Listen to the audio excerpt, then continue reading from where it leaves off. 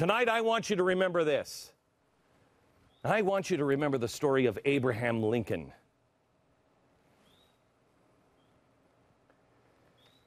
This is the guy who freed the slaves. He guided America through the Civil War. He was not a happy guy. Look at him. His mom died. His dad was abusive, called him ugly, stupid. Didn't want him to read because his dad couldn't read.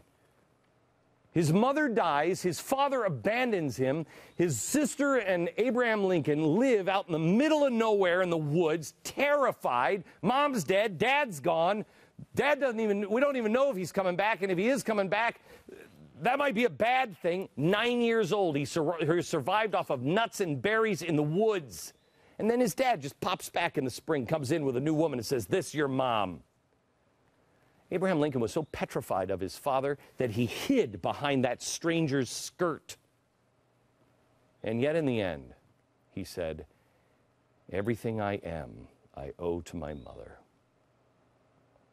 She taught him to read and to write and to be a decent human being." Later in life, more trauma. Not one, but 4 of his children and grandchildren, 4 he watched die. His faith floundered. He read the scriptures every day, but he didn't go to church. He wasn't a guy he was losing his faith. And as he was losing his faith, the country was losing the battles in war. Finally, this man is watching the North lose and our men dropping dead, losing yet another battle, and he falls down to his knees in the mud and he says, "What do you want? Please, please help us." And he makes a covenant with God. You want me to free the slaves? I'll free the slaves. Read his first inaugural speech. He doesn't care about the slaves. By the time he gets into the Civil War, he gets it. He has a pivot point. And he says, okay, I'll free the slaves. And despite having premonitions of his own death, premonitions that he was going to be assassinated, he kept his covenant. He knew he would die because of it. That's why he looked like this in the end. But he knew we didn't have a choice. If we were going to survive, we didn't have a choice. He kept saying it doesn't have to be this way. We don't have to kill each other. But in the end, he knew it would come down to surrender. I told you last night, I read this to you. It's worth repeating. His second inaugural address. Yet, if God wills that this war should continue till all the wealth piled up by the bondsmen, 250 years of unrequited toil, shall be sunk until every drop of blood drawn by the lash shall be paid by another drawn by the sword. As it was said 3,000 years ago, it still must be said today. The judgments of the Lord are true and righteous altogether. My gosh. Surrender. He knew surrender was a necessity. But not the North to the South or the South to the North. He knew all Americans together had to surrender to the only power they were really battling against the whole time, and that is the power of God, of righteousness, of truth, of decency, of merit, of honor. That's the message. We might lose our wealth, our houses, our jobs.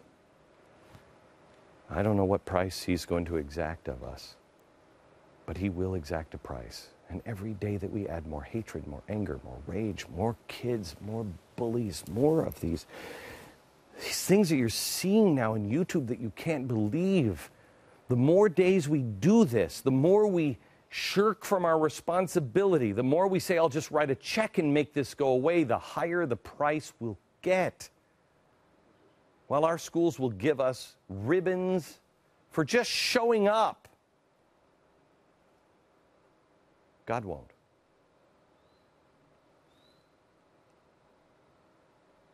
Because of nature's law, You have to do more than show up.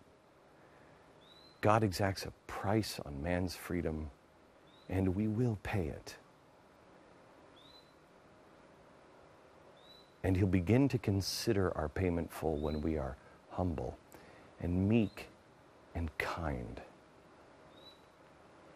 When our hearts turn towards compassion and love. Love is patient. Love is kind. It doesn't envy. It doesn't boast. It's not proud. It doesn't dishonor others. It's not self-seeking. It doesn't get easily angered.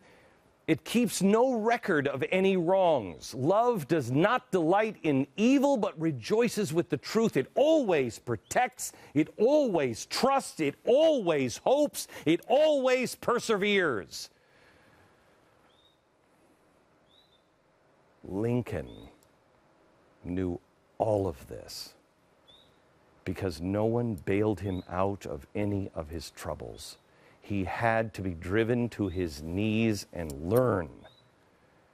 And he gave all of these secrets to us in his second inaugural address, with malice toward none and charity for all, with the firmness in the right as God gives us to see the right. Let us strive on to finish the work we are in, to bind up the nation's wounds. That's it. That's it. Let us join together to bind up the nation's wounds. That's all we have to do. Restore love.